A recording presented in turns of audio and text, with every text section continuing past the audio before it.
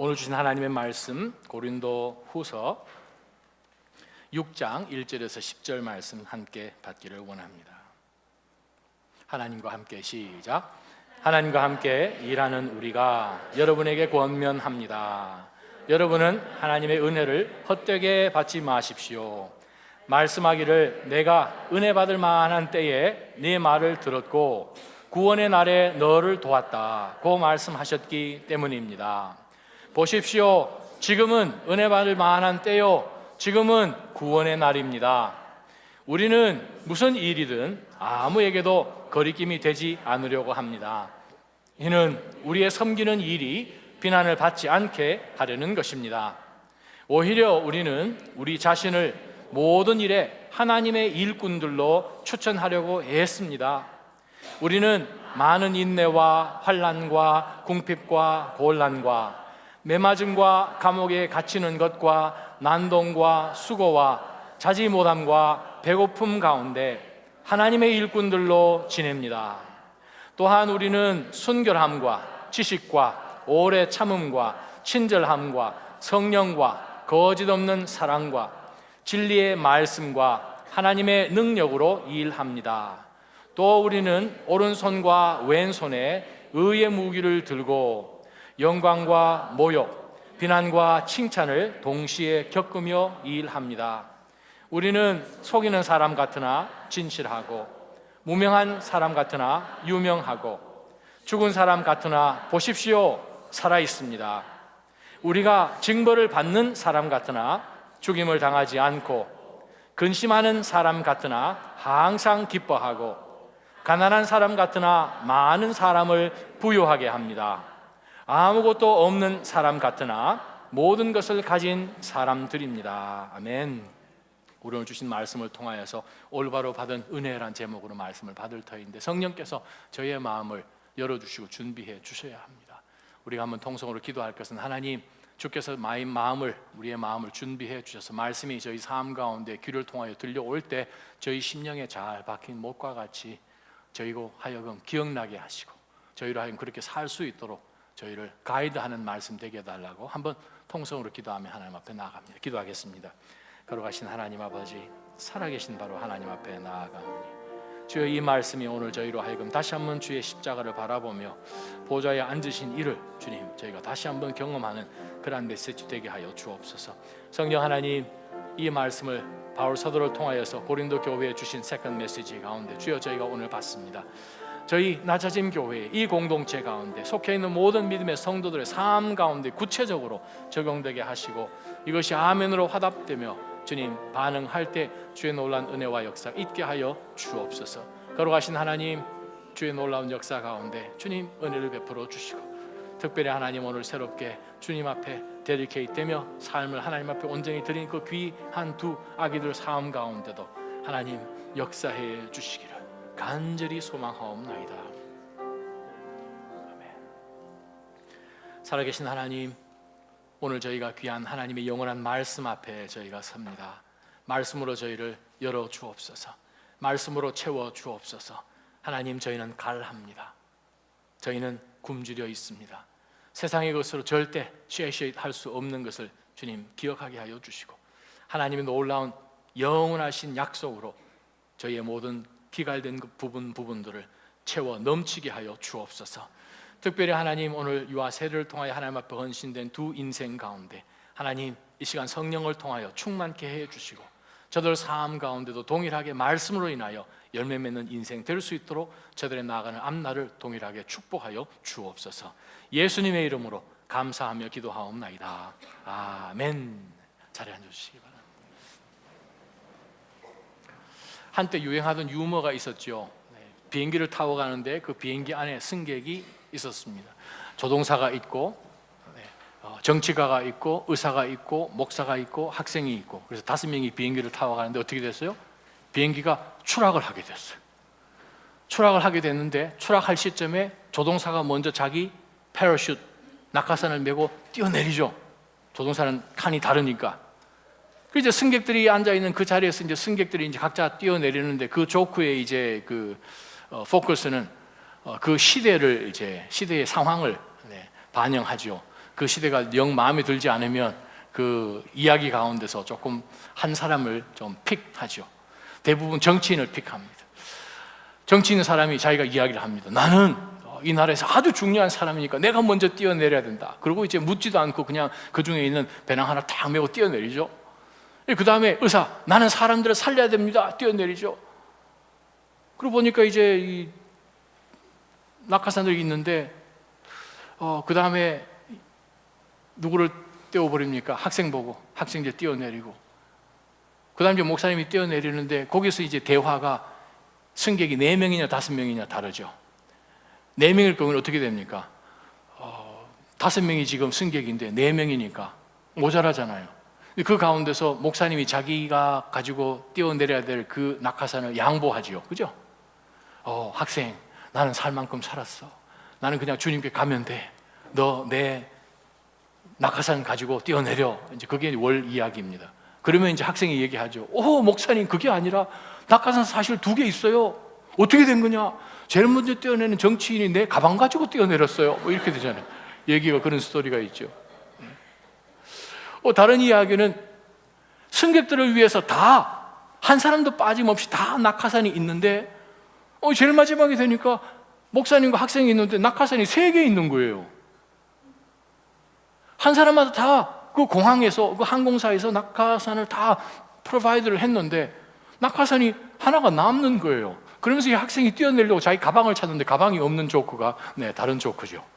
왜냐하면 정치인이 자기 가방 가지고 뛰어내린 거예요. 항공사 입장에서 분명히 우리는 모든 승객들이 꼭 필요한 낙하산들을 다 혹시 몰라서 다 프로바이드를 했는데 그것을 누리지 못하고 그냥 남의 백팩 하나 메고 뛰어내리면 그거 얼마나 안타깝습니까? 우리가 금방 웃었듯이. 여러분 혹시 가끔 어떤 분에게 혹은 뭐 여러분이 드릴 수도 있고 받으실 수도 있는데 무슨 그 기프트 카드 받은 경험이 있으시죠? 기프트 카드.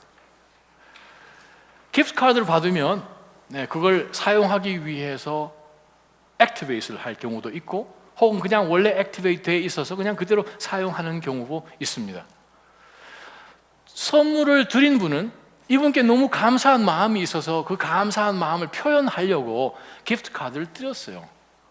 그럼 이분은 그 감사하는 마음으로 그 기프트를 주셨기 때문에 너무나 안 그래도 주셔도 되는데 라고 이야기하면서 그 기프트를 정말 기뻐하는 마음으로, 감사한 마음으로 받습니다. 받고 난 다음에 여러분 어떻게 하세요? 집에 가서 그냥 버리세요? 아무도 버리시는 분은 안 계실 거예요. 이것을 액티베이트하고 이것을 사용하겠죠. 만약에 이분이 기뻐하는 마음으로 드렸는데 사용을 하지 않고 만약 그것을 그냥 버린다면 얼마나 마음이 힘들겠습니까? 그것은 기뻐하는 마음으로, 정성으로, 성의를 다해서 드렸기 때문에 그걸 기뻐하는 마음으로 사용을 할 때 감사가 표현되어지고 감사가 받아지고 하는 그것이 우리 일생활 속에서 일어난 일들이죠. 저와 여러분은 예수 그리스도를 통하여서 하나님과 화목하게 된 사람들입니다. Reconciliation. 고린도후서 5장 18절부터 20절까지 나온 내용들이 바로 그 내용들입니다. 우리는 하나님과 reconcile 할 수 없는 신분이었습니다. 그런데 하나님께서 우리를 너무 사랑하셔서 독생자를 보내주셔서 예수 그리스도를 통하여 우리와 하나님이 reconcile 하셨어요. 하나님과 우리 사이는 이제 화목하게 되었어요. 얼마나 감사한지. 근데 바울 사도가 5장 19절에 이야기하는 것은 이 놀라운 이 reconciliation, 그것을 하나님 우리에게 주셨어요. 또한 하나님이 이 reconciliation을 주시면서 동시에 주신 것이 무엇인가 하면 기프트 카드처럼 이것을 사용하라고 주셨어요. 누리라고 주셨어요. 화목해 하는 직분을 저와 여러분에게 주셔서 여러분이 하나님과 그리스도를 통해서 화목하게 된 그 놀라운 발견된 은혜를 주변 모든 사람들에게 여러분도 동일하게 하나님으로부터 기프트를 받을 수 있습니다. NLT 성경에 보면 This tremendous gift of God's grace라고 표현되어 있어요. 고린도후서 6장 1절에 보게 되면 이 놀라운 하나님 은혜의 선물을 지금 설명하고 있어요. 그것이 reconciliation. 바로 바울 사도가 우리 모든 믿음의 성도들에게 20절에 가서는 Don't you know you are the ambassadors of Christ? 여러분 혹시 이런 생각 혹시 해본 적 있으신가요? 일터 가운데서 혹은 가정에서 목사님이 일주일 내내 뭐 하실까? 그런 생각 혹시 안 해보셨어요? 목사님 뭐 하실까? 목사님 혹시 서재에서 찬양 소리가 이렇게 나고 파이프 오르겐으로 나 같은 죄인 막 나오는 가운데서 목사님 꿇어 앉아가지고 울면서 기도하고 묵상하고 뒤에는 사다리 놓고 천사가 왔다 갔다 하고 뭐 그런 거 꿈꾸시 뭐 그럴 경우는 뭐 거의 없습니다. 기껏 해봐야 한 시간이나 2시간이 될라. 네. 목회자도 인격에 flaws가 있습니다. 목회하는 가운데서 그의 삶 가운데, 경험 가운데, 개인의 그 성품 가운데도 연약함이 있고 쓰러지고 하죠. 사람이라는 거 동일하게. 근데 오늘 우리가 6장을 통해서 보는 말씀은 하나님이 우리는 연약하고 우리는 실수한 것도 있고 flaws 많이 있지만 하나님께서 예수 그리스도를 통하여서 불완전한 우리를 완전하게 reconcile 해 주셨다는 그 엄청난 하나님의 선물을 나눌 수 있는 하나님의 ambassadors, 대사로 목회자만 부르신 것이 아니고 모든 믿음의 every single Christian에게 그 직책을 주셨다는 것이 5장 이야기입니다. 아멘? 바로 그 말씀이에요. 그래서 제가 여러분에게 또 질문합니다. 여러분은 일주일을 어떻게 보내시나요?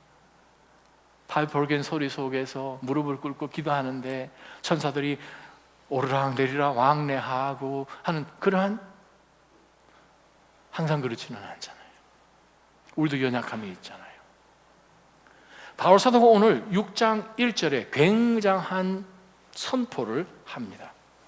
하나님과 함께 일하는 우리가 여러분에게 정말 권면합니다 라고 이야기하면서 모든 성도들에게 2가지의 명령을 오늘 본문을 통해서 줍니다. 첫 번째 명령이 무엇인가 하면 여러분은 하나님의 은혜를 헛되게 받지 마십시오. 고린도 성도들에게 하나님의 은혜를 헛되게 받지 마십시오. 이 헛되게 받는다는 이 의미가 뭘까라고 이제 우리가 생각을 해봐야 돼요. 이 하나님의 은혜, 5장부터 계속 내려오는 이 하나님의 은혜, NLT 성경에서는 This tremendous gift of God's grace, 무엇입니까? 예수 그리스도를 통해서 우리에게 주신 salvation이죠. 구원이죠. reconciliation. 자, 이 말씀을 우리가 컨텍스트 상에서 사실 우리가 들여다보게 되면 2가지로 해석할 수 있습니다. 바울 사도는 고린도에 있는 모든 믿음의 성도들이 지금 현재 유다주의자들이 들어와서 바울이 전해 주었던 복음, 예수 그리스도를 통하여서 하나님의 자녀가 되는 그 권세를 얻는 그 온전한 복음 가운데 그들이 세워졌지만 유다주의자들, 주디아이저들이 들어와서 율법을 지키고 율법으로 돌아가고 예수 그리스도를 믿는 것도 좋지만 율법으로 함께 합해져야 100% 된다, 이상한 가르침으로 인해서 교회가 혼돈되어 있습니다. 그 가운데 아마 바울의 복음을 들었지만 믿는 믿음으로 반응하지 못하는 사람들도 있었을 거예요. 그래서 바울이 이야기합니다. 여러분, 은혜 확실하게 받으십시오, 그 말이죠. 혹시 이 가운데 아직 예수 그리스도로부터 이 은혜를 받지 못한 분이 계시면 잘 받아야 됩니다. 은혜 받으셔야 됩니다. 지금 받으셔야 됩니다. 왜? 지금이 구원의 날이기 때문입니다 라고 바울이 이사야 49장 8절의 말씀을 인용하죠. 내가 은혜 베풀 만한 때에 네 말을 들었고 구원의 날에 너를 도왔다는 거예요. 바로 이스라엘 백성들이 그 어려운 포로 생활하는 가운데서 하나님 이스라엘 백성들의 부르짖음을 들으시고 들어오셔서 이스라엘 백성들을 꺼내주셨어요. 건져내셨어요. 구원의 때에 하나님의 완벽한 타임 테이블에 하나님의 백성들을 건져내신 거예요. 왜? 바로 이 날이 구원의 날인 것을 하나님께서 만나게 해주신 거예요. 그러면서 바울 사도를 통해서 고린도 성도들에게 리마인드 시키는 것이 무엇인가 하면, 혹시 이 자리 가운데 아직 예수 그리스도를 구세주로 영접하지 못하신 분들이 계시다면은 지금이 today is the day that you got to be saved. 구원받아야 되는 날이 바로 오늘이라는 거예요. 구원의 날이 오늘이라는 거예요. Now. 이것이 하나의 interpretation입니다. 2번째 해석은 무엇인가 하면 big context 가운데서, 특별히 5장하고 계속 연결되어 있는 이 컨텍스트 가운데서 바울 사도가 고린도 성도들에게 요청하는 것이 무엇입니까? 5장에서 바울 사도가 계속 고린도 성도들에게 요청한 것이 무엇입니까? Please don't forget who you are. You are the ambassadors of Jesus Christ. Why? Because you have received the reconciliation through Him. And you are entrusted the gift of sharing the gospel. 하나님께서 예수 그리스도를 통해서 우리를 구원하셨기 때문에 여러분들이 그리스도의 대사가 되신 거예요. 그래서 우리 지난주일 대사가 어떻게 생겼는지 서로 옆에 얼굴을 보시면서 확인하셨어요. 잊어버리셨나요? 한 번 더 확인. 옆에 앉아 계신 분이 바로 하나님의 그리스도를 통해 주신 대사입니다. 보세요. 세상의 대사가 이렇게 생기셨어요. 아멘. 하늘의 대사야. These are the people that God appointed as the ambassadors of Jesus Christ. 바로 예수 그리스도의 대사로 하나님께서 여러분을 세우셨어요. 그래서 바울이 이야기합니다. Okay, fine. Then, think about this. 만약 여러분이 예수 그리스도를 통하여서 예수 그리스도 구세주를 영접을 해서 하나님으로부터 reconciliation을 받았으면 then you gotta know this. 이걸 하셔야지요. 뭡니까?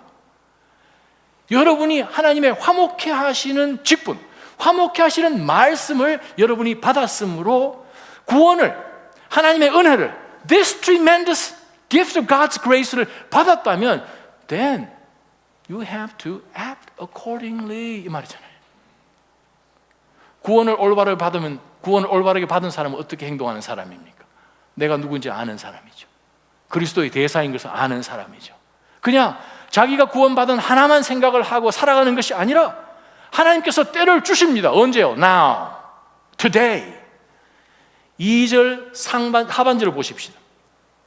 이사야 49장 8절 말씀을 인용하고 난 다음에 보십시오. Look! 지금은 은혜 받을 만한 때요. 지금은 구원의 날입니다. 라고 성경은 분명히 말씀합니다. September 17, 2017 is the day that God somehow set aside to save some of you. This is the day. 바로 이 날이 그리스도께서 우리를 구원하시기 위해서 오늘 구별하신 날이라는 거예요. If you act accordingly. 만약 여러분이 그리스도의 대사로서 구원을 올바르게 받았다면, 여러분의 은혜, 그리스도를 통해서 받아진 그 은혜를 여러분이 올바르게 받았다면 then 올바르게 받은 성도로서 무엇을 해야 됩니까? 전해줘야 되죠. 전해줘야 되죠. 왜냐하면 하나님께서 그리스도를 통해서 우리에게 엄청난 이 grace, tremendous amount of grace를 주신 거예요. 그걸 못 누리면 어떻게 되겠습니까? 못 누리고 있는 사람을 보는 가운데서 여러분의 마음은 불탑니다. 왜? God set you apart for His divine cause. 하나님의 그 거룩한 목적을 위해서 하나님이 여러분을 구별하셔서 대사로 보내셔서 이 화목해 하시는 이 엄청난 은혜를 전하는 대사로 세우셨기 때문에 그렇습니다. 제가 한국에서 알고 있는 집사님이 한 분 계세요. 그 집사님 가정은 할아버지도 공대생, 아버지도 공대생, 아들도 공대생, 공대생 3대. 할아버님 연세가 많으시지 90 가까이 되시는데, 네. 서울대 공대 출신. 근데 그 집안이 좀 일찍 깨었다고 할까? 벌써 1960년대, 70년대 초에 수세식 변소가 그 집에 만들어졌습니다. 무슨 말인지 아십니까? 여러분 잘 모르시나요? 그 당시에는 수세식이 없었죠. 뭐 비슷한 거 있어요. 푸세식 같은 그런 건 있었죠. 네. 수세식. 그래서 아버지가 정말 이 가정의 무엇을 위해서 푸세식에서 이제 수세식으로 이제 바뀌었어요. 여러분 정말 젊으십니다. 푸세식 개념을 잘 못 알아들으시니까 그런 게 있었어요 옛날에. 하여간 그래서 이 화장실을 신식으로 바꾼 거예요. 근데 제가 지나기 전에 이 집사님의 동생이 문제입니다. 부모님이 집안에 아주 신식으로 화장실을 개조를 해서 이제 이걸 사용하는데 이 동생은 여기서 볼일을 못 보는 거예요. 만 2년 동안 비가 오나 눈이 오나 바깥에 있는 바로 그곳으로 가서 있어야 용면을 볼 수 있다는 거예요. 재밌죠? 우스운 일이죠. 가족과 아버지 입장에서는 아니 누리라고 고쳐놨는데 이것을 베네핏하지 못하고 바깥에 나가는 이것은 무엇이냐? 하나님께서 저와 여러분에게 놀라운 화목해 하는 그 은혜를 먼저 주시고 그것을 사용토록 해 주셨기 때문에 하나님의 은혜를 받은 백성들은 하나님의 은혜를 헛되이 받은 것처럼 살아서는 안 되고, 바로 이 은혜를 전하며 대사로서 사는 것이 하나님께서 여러분들을 구별하신 목적이라는 거예요.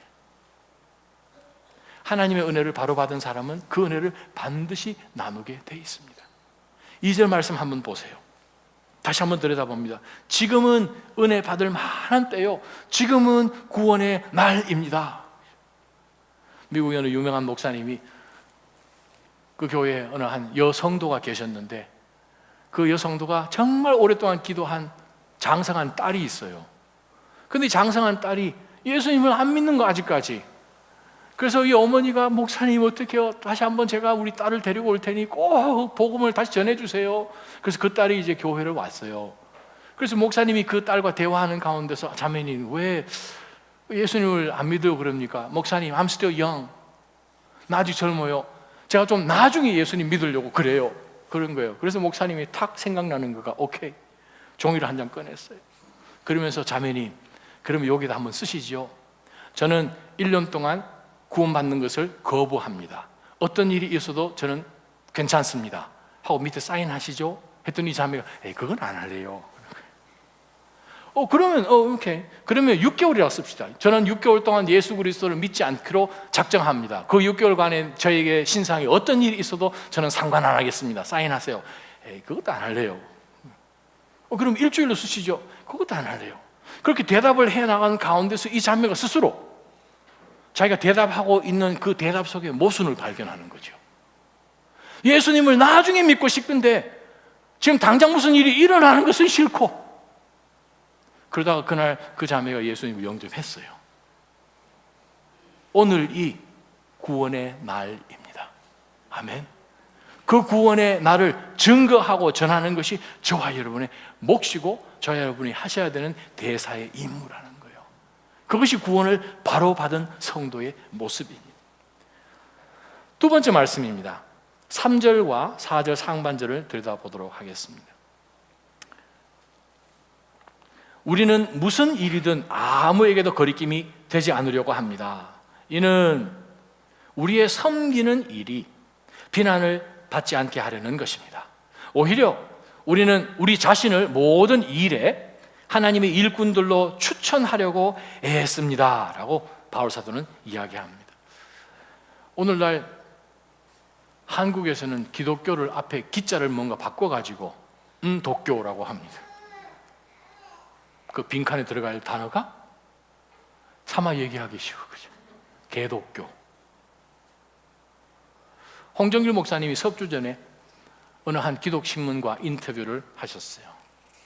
인터뷰를 하는 가운데서 목사님이 알고 계시는 한 검사분이 한평생을 한국중앙지검의 검사로, 한평생을 검사로 계셨던 분이에요.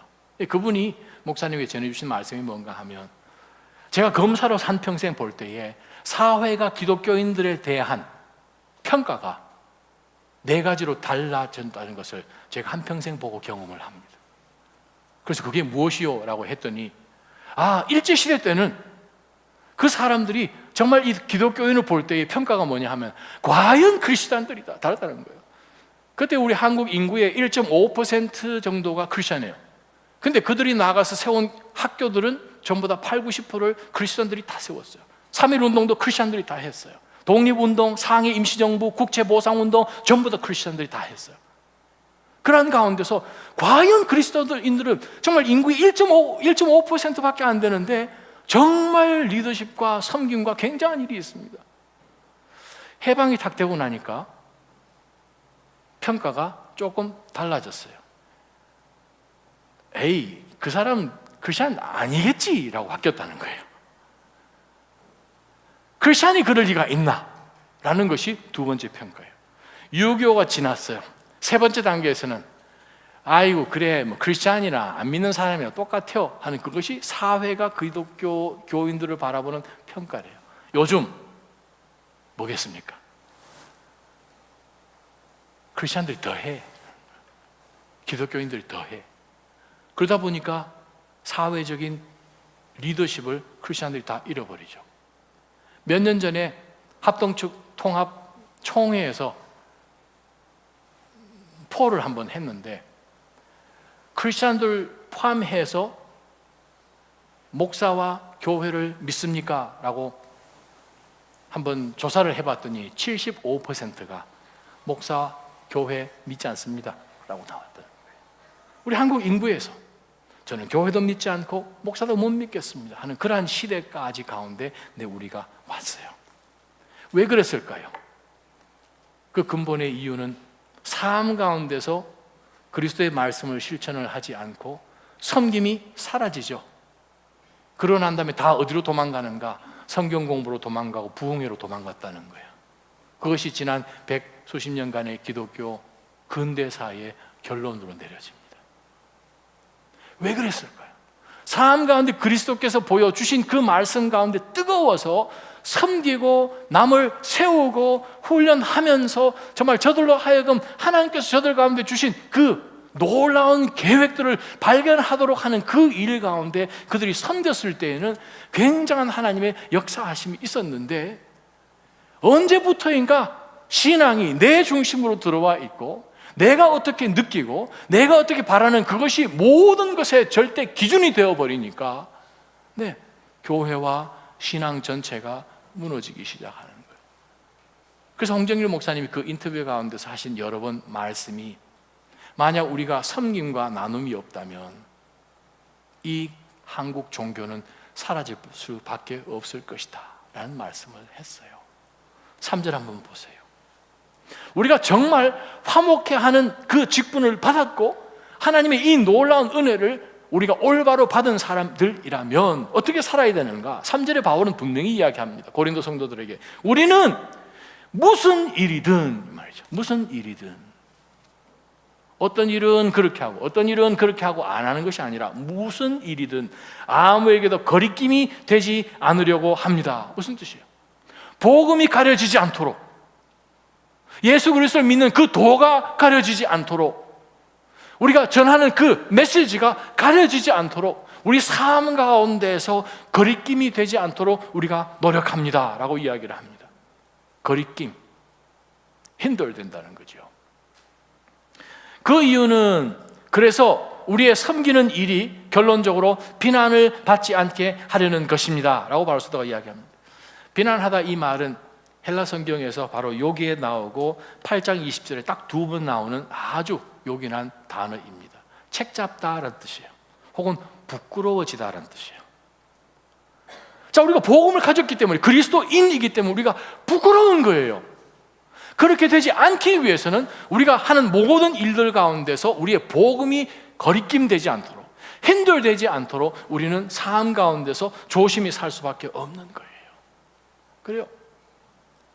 복음을 바로 받았다면, 올바로 받은 은혜를 가진 성도는 삶 가운데서 하는 모든 것, 그것이 내가 학생이든 직장인이든 부모님이든 모든 것 가운데서 복음이 가려지지 않도록, 즉 은혜가 이클립되지 않도록 하나님 앞에서 조심해서 살아간다는 거예요. 사랑하는 아자미 성도 여러분, 여러분 삶 가운데서 반드시 그 복음에 빚진 자들로서 모든 사람들에게 이 은혜를, 이 증거를 전하는 그러한 살아있는 성도들로, 올바른 은혜를 이미 받은 사람들로 사시기를 주님의 이름으로 축원합니다. 바로 그 말씀이에요. 세 번째 말씀 들여다봅니다.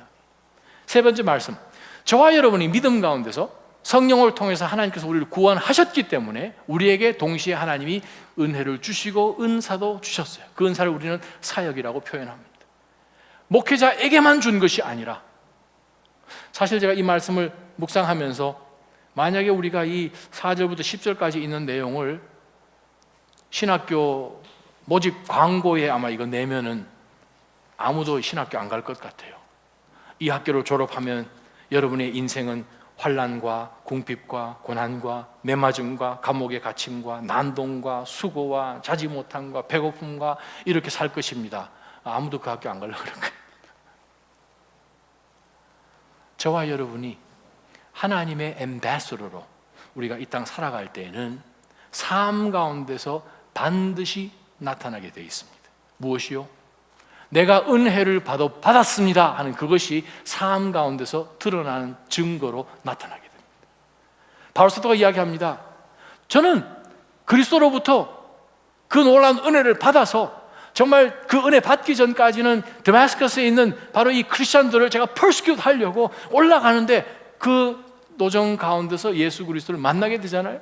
그래서 그 인생이 사울에서 포울로 바뀌잖아요.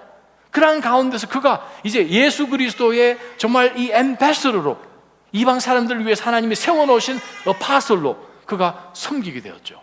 그러는 가운데서 오늘 말씀을 고린도 성도들에게 전해주면서 저는 여러분들 앞에 전한 이 믿음과 하나님의 이 말할 수 없는 은혜를 아시지요? 라고 이야기하면서 성도들도 동일하게 조인하기를 말씀하십니다. 왜? We are already in.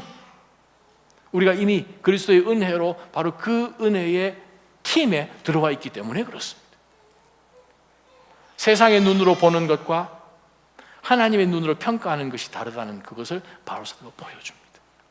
저와 여러분은요, 이 땅 가운데 살지만 이 땅에 속한 사람들이 아닙니다. 아멘? 다시 한 번만 더. 저와 여러분은 이 버스턴 지역에 살고 있지만 여기에 사는 사람이 여기에 속해서 사는 사람이 아니라 하늘에 속해서 사는 사람들입니다. 아멘. 네, 그거예요.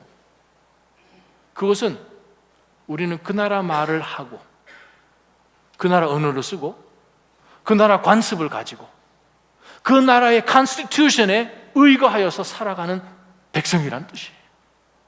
그러면 이 세상에서 보여지는 것과 진짜 하나님이 보시는 것과 전혀 다르다는 것을 우리가 말씀 가운데 볼 수밖에 없습니다. From the second half of verse 4 all the way down to verse 10, you've got to see the dichotomy between two different lifestyles. The people can look the outer appearance, but God looks through the heart inside of you. 뭐예요? 4절 하반절부터 한번 보도록 하겠습니다. 우리는 많은 인내와 환난과 궁핍과 곤란과 매맞음과 감옥에 갇히는 것과 난동과 수고와 자지 못함과 배고픔 가운데 하나님의 일꾼들로 일합니다. 여러분이 섬기시는 사역, 그 사역을 함께 하지 않는 분은 이 사역이 얼마나 힘든지 몰라요. 여러분 지금 섬기고 계신 그 섬김 참 힘든 사역이에요. 세상 사람들 더더욱 알지 못합니다. 더더욱 알지 못해요. 하나님께서 주신 이 놀라운 천국의 이 사역은 정말 우리가 머리 가운데 생각하는 상아탑 같은 것도 아니에요. 우리 오늘 일부 예배 때에 우리 세미얼 전도사님이 신학교 들어와서 이제 1년 지났습니다. 그죠? 공부하는데 아주 그냥 죽겠다고 그냥 얘기하시는 거 주여 하면서 곧 나누는 그 간증을 우리가 들었어요. 그래요. 그래도 신학교 때가 편한 거예요. 공부만 하면 돼. 그건 목회 한번 들어가 보세요. 죽음이야. 그건 농담이에요. 여러분 신앙생활 하는 것 죽음이잖아요. 죽음이잖아요. 오늘 오전에 좀 쉬고 싶지 않으셨어요? 좀 시간 조금 나눠서 좀 사용하고 싶지 않으셨어요? I did it! 라고 이야기하면서 여러분 자신도 좀 내세우고 싶지 않으셨어요? 근데 우리는 조그만 걸 뭘 해도 우리가 먼저 기도해야 되잖아요. 하나님, are you going to give this thing to me? 그리고 기도해야 되죠. 그죠? 하나님, 허락이 가서 사고 싶잖아요. 일을 질러버리고 싶잖아요. 세상은 지름신 얘기 잘도 하던데 우리는 기도하잖아요. 그러면서 바울이 이야기합니다. 우리는 이 땅 가운데 살지만 전혀 다른 라이프 스타일로 사는데 어떻게 삽니까? 많은 인내, 많은 환난, 많은 궁핍, 많은 곤란, 매맞음, 감옥에 갇히는 것, 난동, 수고, 자지 못함, 배고픔 가운데서 하나님의 일꾼으로 산다는 거예요. 여기서 인내하다는 말씀이 있어요. 유명한 신학자가 이 인내하다는 이 단어를 후퍼머네라는 이 단어인데 설명할 때 인내하다는 것은 큰 태풍이 뭐 올 때에 그냥 팔짱을 끼고 고개 푹 숙여서 이것이 지나가리라 라고 생각하면서 하는 인내가 아닙니다. 그거랑 전혀 상관이 없어요. 반대로 여러분을 삼키려고 오는 그것을 트랜스폼하는 인내라는 거예요. 이것이 닥쳐오지만 엄청난 파고처럼 오지만 내 속에 계시는 우주를 창조하신 하나님이 나를 통해서 이 시련을 통하여 내가 다른 사람으로 트랜스폼 되는 것, 급기야 주변에 있는 사람들까지 하나님을 향해서 트랜스폼 되도록 내 삶을 드리는 그 인내가 인내라는 거예요. 나자인 성도 여러분, 여러분 안에 계신 이가 만유보다 크실 줄 믿습니다. 아멘. 바로 그 말씀이에요. 바울이 처음 이야기하는 것은 내적인 어려움이죠. 인내와 환난과 궁핍과 곤란, 그죠? 5절에 나오는 것은 외적인 어려움이죠. 신체적으로, 육체적으로 그가 얼마나 많은 고난을 당했습니까? 그러고 난 다음에 바울 사도가 5절 끝부분에 나오는 것은 정말 자신을 하나님께서 어떻게 하신 그것에 대해서 정말 자기 자신을 디스플레이한 거죠. 잠을 못 자는 거예요. 배고픔도 참아야 되는 거예요. 얼마나 많은 수고를 했는지요. 그 수고를 누가 아십니까? 히브리서 6장 10절 하나님이 아십니다. 아멘. 여러분이 믿음의 성도들과 교회를 위하여서 열심히 애쓴 그 수고, 복음을 전하기 위해서 엑스트라 마일을 달렸던 그거를 하나님이 기억하시고 다 보상하실 줄 믿습니다. 아멘.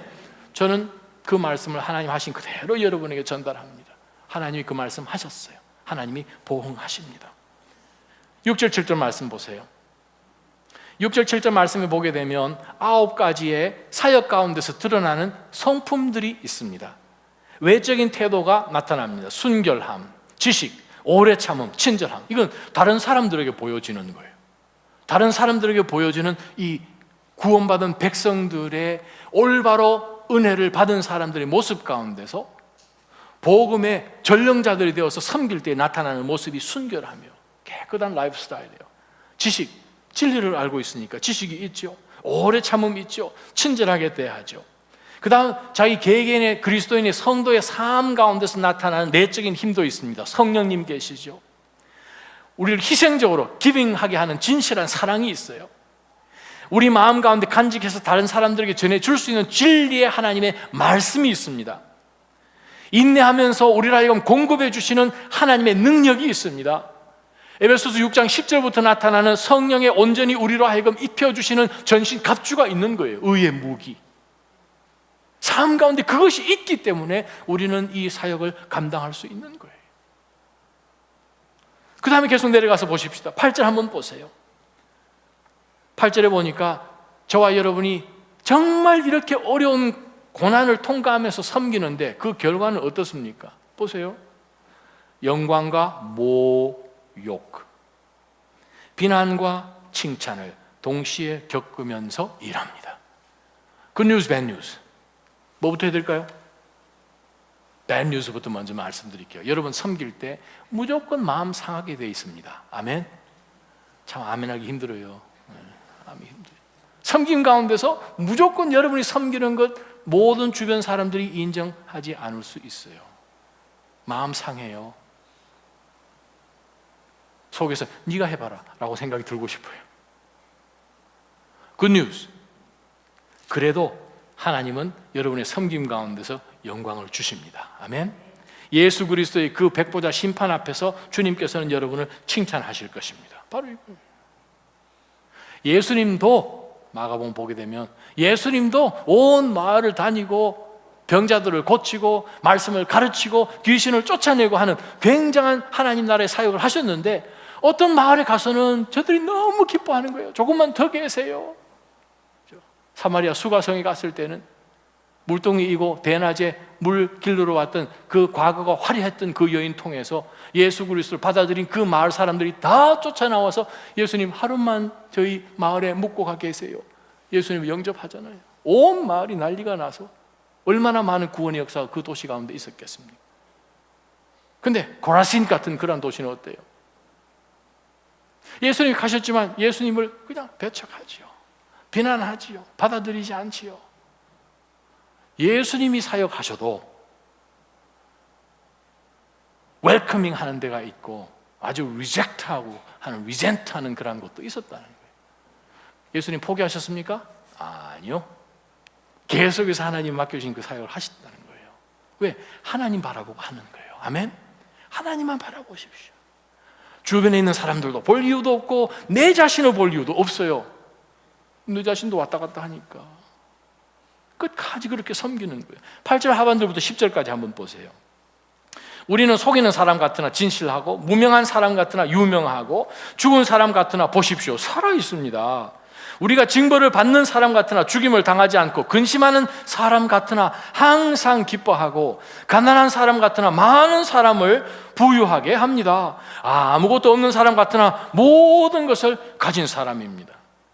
우와, 어떻게 이런 아이러니, 이런 패러독스가 있을 수 있습니까? 쉬운 성경으로 이 구절 말씀을 저와 여러분이 한번 한 목소리를 읽어보았으면 좋겠습니다. 우리는 거짓말쟁이로 한번 읽어봅시다. 시작. 우리는 거짓말쟁이로 취급받았지만 사실은 진리를 말하였습니다. 무명인 취급을 받았으나 사실은 유명한 사람들이며 죽은 자로 여겨지기도 했으나 보시는 바와 같이 우리는 살아있으며 매를 많이 맞았지만 죽지 않았습니다. 또 슬픈 사람 취급을 받았으나 우리는 항상 기뻐하였으며 가난한 자 같으나 많은 사람을 부유하게 하였고 아무것도 가지지 않은 자 같으나 우리는 모든 것을 소유한 사람들입니다. 아멘. 하나님으로부터 올바른 은혜를 받은 사람들은 삶 가운데 내 눈에 세상 사람들 눈이나 내가 볼 때에 고난이 있고 이거 그만 보고 싶고 하는 삶 가운데서도 복음을 전하고 그 전하는 복음이 막히지 않도록 애를 쓰고 지금 당장은 recognize 되지 않는다 할지라도 하나님 앞에서 우리는 칭찬받는 굉장한 인생들인 것을 바울 사도가 이야기합니다. 보십시오. 바울이 죽고 2000년 지났어요. 저와 여러분이 이 말씀을 다시 한번 확인해 보면서 우리가 깨닫는 것이 무엇입니까? 와, 하나님이 우리 가운데 그리스도를 통해서 주시는 이 은혜가 너무나 크다는 거예요. 너무나 감사하다는 거예요. 한 기독교 단체에서 95세 이상의 노인분들을 수천 명을 섭외를 하여서 인터뷰를 하는 가운데서 이런 질문을 했습니다. 만일 지금까지 선생님께서 산 인생을 만에 하나라도 다시 한번 살 수 있다면 다르게 살고 싶은 것이 무엇입니까? 라고 설문지를 냈더니 그 설문의 대답이 많은 95세 이상의 어르신들로 통하여서 얻은 해답이 아주 충격적이었어요. 무슨 대답으로 했을 것 같으십니까? 자, 인생 95세 이상이면 정말 어떤 세기를 다르게 아마 사셨을 그러한 분들이 정말 살 만큼 더 살아본 가운데서 만에 하나라도 한 번 더 살아볼 수 있는 그러한 기회가 있다면 무엇을 다르게 사시겠습니까? 라고 설문지를 했더니 그 대답이 세 가지로 나왔어요. 첫 번째, 더 많이 되돌아보겠습니다. More reflection. 더 많이 모험해 보겠습니다. More risky 하겠다는 거죠. 세 번째는 죽고 나서도 길이 남을 일을 더 많이 하겠다고요. 더 많이 되돌아보고, 두 번째는 더 많이 모험해보고, 세 번째 내가 죽고 떠나도 그 이후에 계속 좀 남겨질 수 있는 그러한 어떤 영원한 어떤 일을 더 많이 하고 싶다는 거예요. 여러분, 주의 일을 하는 가운데서 너무 몸살이지 않으세요? 여러분, 이 세상에 여러분이 생각할 수 있는 모든 직업 가운데서 어떤 것이 더 리플렉션을 주고 더 모험을 하고 여러분이 떠나고 난 다음에도 계속 이어질 것 같은 직업이 뭐가 있을까요? 그것은 사역입니다. 미니스트리예요. 왜? 하나님께서 하나밖에 없는 독생자 예수 그리스도를 보내신 이유가 사역하러 보내신 거예요. 다른 어떤 것도 아니고 하나님께서 하나밖에 없는 독생자 예수 그리스도를 이 땅 가운데 보내주셔서 그분으로 하여금 하게끔 하는 그 일은 다른 어떤 것보다도 자기 자신을 reflect, retrospect 하는 일이었고 그 어떤 것보다도 리스키한 일이었어요. 그 어떤 것보다도 영원한 일이었어요. 사랑하는 나자인 성도 여러분, 여러분이 그리스도인의 삶 가운데서 정말 하나님 때문에 내 자신을 더 부인하고 내려놓고 쳐서 복종시키는 가운데서 여러분의 그 섬김의 섬김이, 사역이 더 많은 사람들에게 영향을, 여러분이 떠나고 난 다음에 여러분을 기억하면서 저는 그분 때문에 지금 이만큼의 믿음과 신앙을 가질 수 있었습니다, 고백할 수 있는 그러한 영적 레거시를 만들어내는 성도들이 되시기를 주님의 이름으로 축원합니다. 한번 기도하십시다. 하나님 아버지, 저희가 이 시간 이 말씀을 듣고 지난 한 주 동안 하나님 멀리 갈 것 어디에 있습니까? 한 주 동안 살면서 저희가 어떻게 예수 그리스도를 저희의 삶의 여러 모습 가운데서 말과 행동과 사고와 그 마음에 품은 모든 동기들 가운데 그리스도를 분명하게 보여주었는지, 저희가 하나님 주님의 일을 한다고 하는 가운데서 너무 몸을 사리지는 않았는지, 하나님 이 세상에 잠깐 있다 없어질 안개 같은 인생 가운데서만 저희가 모든 포커스를 두고 살지는 않았는지 오늘 이 말씀 들여다보면서 정말 저희로 하여금 은혜를 바로 받은 사람들이라면 은혜에 걸맞는 헌신과 소명과 사랑으로 반응하게 하여 주옵소서. 저희를 통하여 더 많은 영혼들이 그리스도 앞에 돌아오며 저희의 삶을 통하여 복음이 거리낌 받고 막힘되지 않도록 주여 저희의 모든 삶 가운데 주님의 더 강력한 임재 있게 하여 주옵소서. 살아계신 예수님의 이름으로 감사하며 간절히 기도하옵나이다.